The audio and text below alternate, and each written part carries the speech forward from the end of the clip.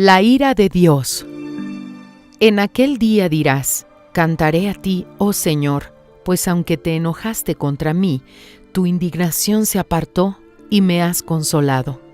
Isaías capítulo 12, versículo 1. La ira de Dios se retira cuando hay arrepentimiento. Ese es el cristiano que vive en paz. El Señor lo liberó, lo transformó e hizo de él una morada de su Santo Espíritu.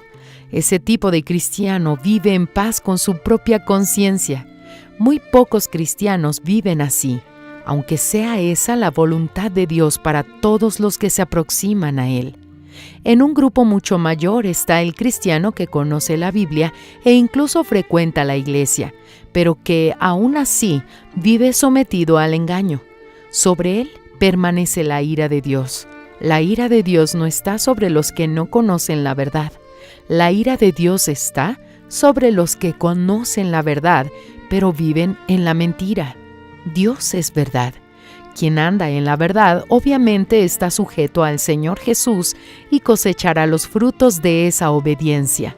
El diablo es el padre de la mentira.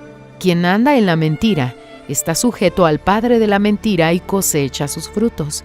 Nadie os engañe con palabras vanas, porque por estas cosas viene la ira de Dios sobre los hijos de desobediencia. Que hoy cada uno se analice a la luz de la palabra de Dios. Si usted está viviendo esa situación, mire bien su vida. Cambie de actitud ahora mismo, sin dejarlo para mañana, para que la ira de Dios sea eliminada de su vida y usted sea consolado por el Espíritu Santo. Solo usted puede ayudarse. Abandone la mentira y al padre de la mentira. No espere que la lluvia de gracia caiga sobre su cabeza independientemente de que usted obedezca o no. Hay que obedecer y vivir bajo la disciplina del Altísimo para alcanzar la salvación. Es cuestión de vida o muerte. La gracia de Dios viene sobre aquellos que obedecen.